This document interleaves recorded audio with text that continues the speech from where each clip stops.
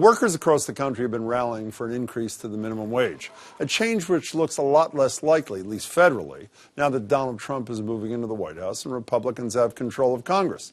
There is a small but growing movement of socially minded companies, though, trying to make that increase on their own. Christina Quinn shows us one local organization committing to filling the gap for low-wage workers.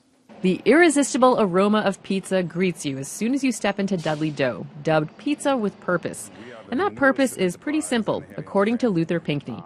We are trying to promote social justice through equal pay and fair wages for employees and staff. Okay, when you put it that way, it doesn't sound so simple. But Pinckney says the idea is to earn a living wage with just one job, a concept that is unheard of in fast food. At Dudley Dough, the starting hourly wage is $12.50, but the goal is to make that $15.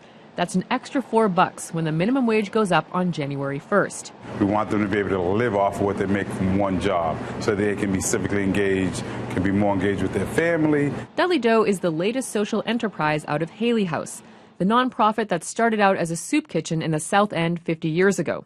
They opened Haley House Bakery and Cafe in 2005, and Dudley Dough is further proof that their social-oriented model is working. The way I try to break it down most times is a simple pie chart, pizza pie.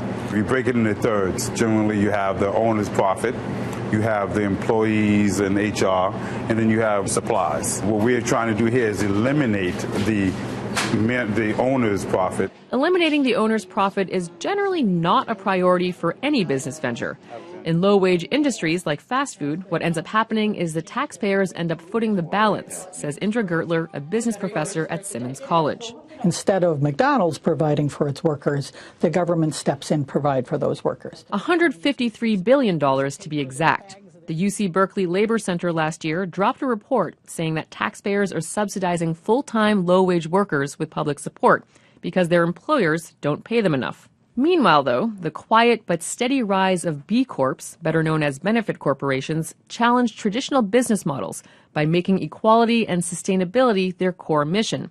And they're successful. It comes down to leadership. And if leaders are willing to be transparent about their values and own their values, and then get other like-minded people to share in those values, and then decide how are we going to make a difference, it's leadership. For Luther Pinckney and his team at Dudley Dough, it's a no-brainer. We're looking to put more money into the people's pockets who actually do the work. Christina Quinn joins me now. Hey, Christina. Hi, I'm so glad you included that thing about the $153 billion. For people out there who are taxpayers who say they raise the minimum wage, it's going to hurt me, explain what you meant by that $153 billion thing. Right. So $25 billion in state support, and then you have $127 in federal support goes to over 56% of that goes to working families. These are people who are working full-time in fast food and even more than full-time, and they're relying on federal. So taxpayers are essentially subsidizing those McDonald's workers. Okay, fine. Yes. How many of these B Corps, I have to say I haven't heard much, how many B Corps are they all small? No, they're not all small. And Patagonia, you saw Patagonia. I just saw that. That's what I mean, there are some big companies that are making social and environmental impacts the core of their businesses. How many in Massachusetts? 41. Oh, there are? Yeah. You know, there's also, I believe that $15 is the minimum you can live on. There's a downside, too. Yeah. The wages go up, but other things go down for some of these workers, right? What's that? So there was a study, actually, that came out of the UMass Boston Center for Social Policy this month that said raising the minimum wage to $15 will hurt families that rely on public assistance.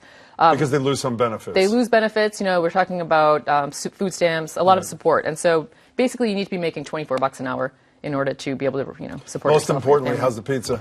Oh, it's so good. It's Secondly, so delicious. Where's the pizza? Sorry, Jim. Sorry, Jim is right. Christina Quinn, great to see you.